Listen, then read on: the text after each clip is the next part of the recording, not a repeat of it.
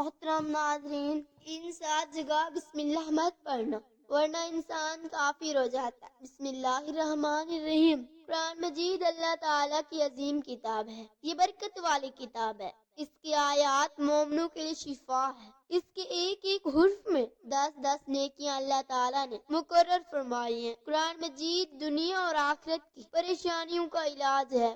اسے قرآن مجید رحمتوں کا خزانہ ہے، لیکن اس عظیم رحمت والے خزانے سے مالا مال ہونا ہو تو پہلے سچے دل سے بسم اللہ الرحمن الرحیم پڑھو، پھر اس خزانے کو کھولو، زیادہ سے زیادہ اللہ تعالیٰ کی رحمتوں کو حاصل کرو۔ عظیم کتاب جب قرآن مجید بغیر بسم اللہ الرحمن الرحیم جیسی عظیم تو دوسرے جائز کام کی برکتیں بغیر بسم اللہ الرحمن الرحیم کے کیسے حاصل ہو سکتا ہے؟ حضرت عثمان بن عفان رضی اللہ تعالی عنہ نے رسول اللہ صلی اللہ علیہ وآلہ وسلم سے بسم اللہ کی نسبت سوال کیا تو آپ صلی اللہ علیہ وآلہ وسلم نے فرمایا، یہ اللہ تعالیٰ کا نام ہے، اللہ تعالیٰ کا بڑا نام ہے اور اس میں اس قدر نزد ہے آگ کی سیاہی اور سفیدی میں، جیسے جابر رضی اللہ تعالی عنہ فرماتے ہیں جب یہ آیت مبارکہ بسم اللہ الرحمن الرحیم اتری تو بادل مشرق کی طرف چھت گئے، ہوائیں ساکن ہو گئی، سمندر ٹھہر گیا،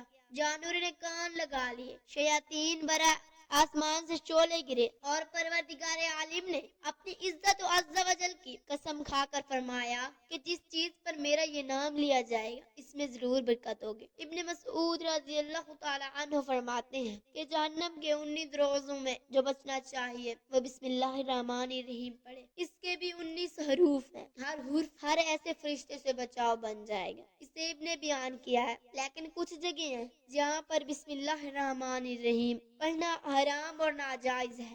ہر انسان جہاں چاہتا ہے بسم اللہ پڑھ لیتا ہے۔ کچھ لوگوں کو ایسی عادت بن جاتی ہے کہ کبھی بھی 19 حروف ہیں، ہر حرف فرشتے سے بچاؤ بن جائے گا، اسے ابن عطیہ نے بیان کیا۔ لیکن کچھ جگہ ایسی ہیں جہاں پر بسم اللہ پڑھنا حرام اور ناجائز ہے۔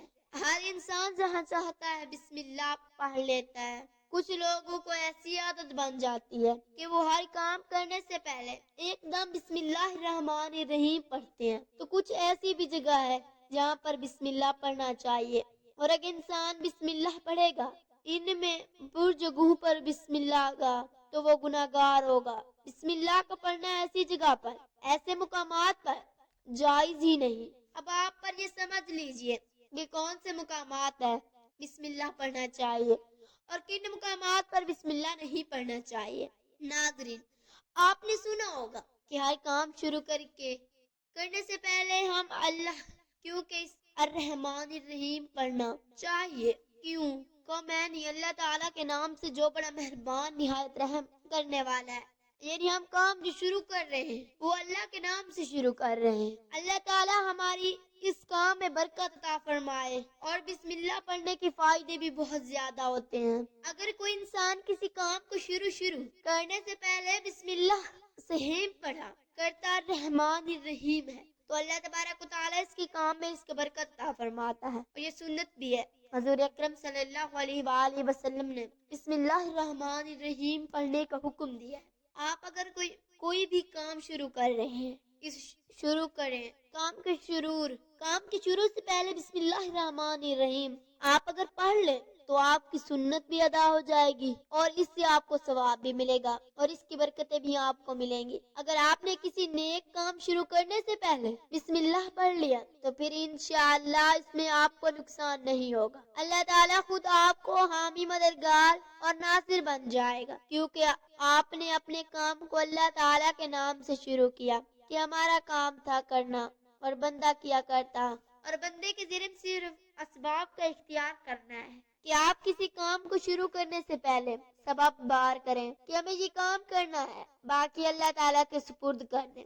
آپ اپنے کام کو کریں، باقی جو آپ کا کام ہے وہ اللہ تبارک و تعالیٰ کے سپرد کر دیں۔ ایک مرتبہ ایک صحابی آئے، آ کر عرض کیا، یا رسول اللہ صلی اللہ علیہ وآلہ وسلم، میں پریشان ہوں، ہمارے اونٹ کہیں کھو گئے ہیں۔ تو آپ صلی اللہ علیہ وآلہ وسلم نے ان کو بتایا کہ اللہ تعالیٰ پر بھروسہ رکھو، اور اللہ تعالیٰ پر بھروسہ یہ اصل چیز ہے، یہ بولو کہ میں نے اللہ تعالیٰ پر بھروسہ کر لیا۔ اللہ پاک کافی بہترین کارساز ہے۔ تو کچھ صحابہ کرام کہنے لگے یا رسول اللہ صلی اللہ علیہ وآلہ وسلم بھروسہ ہے، کیا ہم اپنے اونٹوں کو ایسی ہی چھوڑ دیں؟ اگر ہماری قسمت میں ہوں گے تو ہمارے اونٹ واپس آ جائیں گے، اور مقدر میں نہیں ہوں گے تو چلے جائیں گے۔ ہمیں اللہ تعالیٰ کی ذات پر بھروسہ ہے۔ تو آپ صلی اللہ علیہ وآلہ وسلم نے فرمایا کہ نہیں، پہلے اپنے اونٹ کو باندھو، پھر اللہ تعالیٰ کی ذات پر یقین کرو، پھر اللہ تعالیٰ کی ماں کرو، یعنی ذات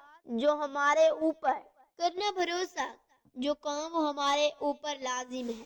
اسباب کا انکار کرنے والے جہنمی ہوتا ہے۔ اسباب کا انسان انکار نہیں کر سکتا کہ نہیں ہم تو ہاتھ پہ ہاتھ رکھ کے بیٹھ جائیں گے، اب اللہ تعالیٰ ہمیں کھلائے گا کیونکہ وہ رزاق ہے، وہ ہمیں کھلائے گا، لیکن آپ اپنی محنت کیجئے، آپ اسباب اختیار کیجئے، پھر اللہ کی ذات پر چھوڑ دو۔ آپ پہلے جاؤ مزدوری پر، آپ کام پر جاؤ، آپ کا کاروبار کرو، پھر اللہ تعالیٰ کی ذات پر چھوڑ دو۔ اے پروردگار عالم، آپ ہمارا کام تھا، ہم نے کر لیا، آگے تیری رضا ہے اور تیری رحمت کی ہم امیدوار ہیں۔ صرف ہمارے کمانے سے رزق تھوڑی ملتا ہے، آپ نے کمایا، بس کمایا۔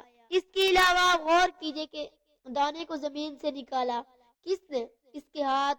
اس کے بعد پھر اس کو گندم کی شکل میں، پھر وہ آٹے کی شکل میں، پھر وہ روٹی بنتی ہے۔ ہم سمجھ رہے ہیں کہ ہماری محنت سے ہو رہا ہے۔ اپنی روٹی بنائی، روٹی بنا کے وہ گوشت یا سالن یا سبزی ہمارے سامنے آئی۔ اس کے بعد ہم نے جیسے اس کو بسم اللہ الرحمن الرحیم پڑھا، کھایا، تو اب ہماری حالت پر ایک فرشتہ بیٹھا ہوا ہے اور فرشتہ اللہ تعالیٰ سے اجازت مانگ رہا ہے۔ حلق میں ہماری دو نالیاں ہوں، ایک نالی ہوئی تو سانس کی ہوتی ہے، ایک نالی وہ ہوتی ہے جس کے سے رزق اندر جاتا ہے۔ تو یہ دو نالیاں بالکل کھانا اندر جاتا ہے برابر ہوتی ہیں اور دونوں کا ایک ہی حصہ ہوتا ہے، لیکن پھر وہ اندر جا کر الگ ہو جاتی ہیں۔ اب آپ سوچ کر دیکھیے کہ فرشتے یہاں پر بیٹھ کر اللہ تعالیٰ سے پوچھتے ہیں کہ ہمارے ہر لقمے مولا اس لقمے کو زندگی کا سبب بناؤ یا موت کا باعث بنا دو۔ اب اللہ تعالیٰ کی اگر مرضی کو مرضی ہوتی ہے تو وہ لقمہ زندگی کا سبب بن جاتا ہے، اور اگر اللہ تعالیٰ کی مرضی نہیں ہوتی تو وہ لقمہ موت بن جاتا ہے، یعنی کہ اگر وہ سانس کی نالی میں چلا جائے تو پھر انسان ختم ہو جائے گا۔ تو آپ دیکھیں ہم نے اتنے سارے کام کیے، لیکن فرشتہ یہاں پر بیٹھا ہوا ہے کہ اس نوالے کو اس لقمے کو کہاں لے جانا ہے۔ تو یہ آپ نے اسباب اختیار کیا، یعنی اس کو اسباب اختیار کرنا کہتے ہیں۔ اور اللہ تبارک و تعالیٰ پر وہ اگر وہ لقمہ بجائے خوراک والی نالی میں جانے کے اگر وہ سانس کی نالی میں چلا جائے تو پھر انسان ختم ہو جائے گا۔ تو آپ دیکھیں ہمیں نے اپنے اتنے سارے کام کیے، لیکن فرشتہ یہاں پر بیٹھا ہوا ہے کہ اس نوالے کو اس لقمے کو کہاں لے جانا ہے۔ تو یہ آپ نے اسباب اختیار کیا، یعنی اس کو اسباب اختیار کرنا کہتے ہیں۔ اور اللہ تبارک و تعالیٰ پر چھوڑ دو۔ تو نیک کام ہم شروع کر رہے ہیں، کھانا کھایا تو بسم اللہ پڑھی، بہت سارے لوگ لیکن کی گئی ایسے ہوتے ہیں کہ کچھ حرام کام تو اور یہ اگر ہوتے ہیں، جیسے مثال کہ کوئی انسان جوا کھیل رہا ہے تو اس میں بسم اللہ کا پڑھنا حرام ہے کہ اللہ کے نام سے شروع۔ اللہ نے کب کہا تھا کہ آپ جوا کھیلو؟ جا کر اللہ تعالیٰ نے کب کہا کہ آپ شراب پیو؟ جا کر اللہ تعالیٰ نے کب کہا کہ آپ جھوٹ فریب کرو؟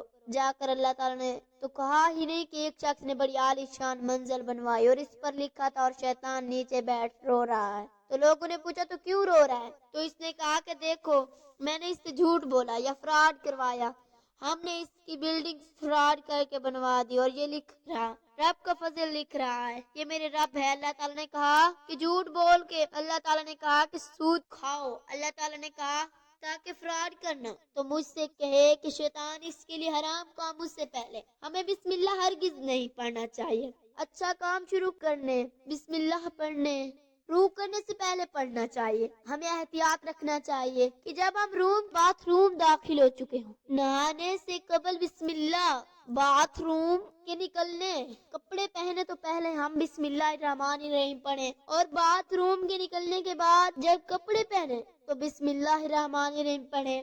اور کوئی انسان کا کاروبار کرتا ہے، اب اس نے جھوٹ بولا اور پھر اس کے بعد پیسے لیتے وقت بسم اللہ الرحمن الرحیم پڑھا، تو ایسی جگہوں پر جہاں پر حرام کام کوئی وہاں پر بندہ کرتا، اللہ الرحمن الرحیم نہیں پڑھنا چاہیے، کیونکہ اللہ تبارک و تعالیٰ نے آپ کو دنیا میں چھوٹ دے رکھی ہے کہ جیسا کرو گے ویسا بھرو گے۔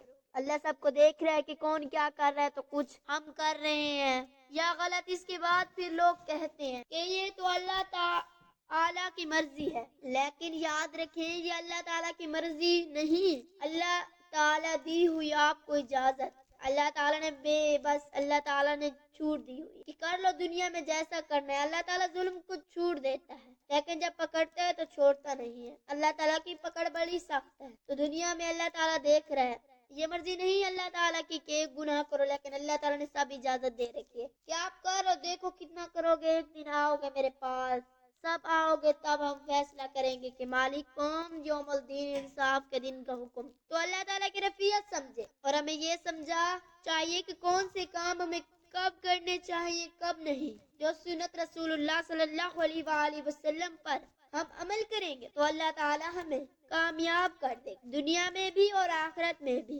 انشاءاللہ تعالیٰ. اللہ پاک ہمیں بہتر عمل کرنے کی توفیق عطا فرمائے اور ہمارا خاتمہ ایمان پر فرمائے. آمین ثم آمین. ناظرین کمنٹ باکس میں اللہ تعالیٰ کے 99 ناموں میں سے ایک نام ضرور ٹائپ کریں. شکریہ. اپنا خیال رکھیے گا، دعاؤں میں یاد رکھیے گا. آمین یا رب العالمین.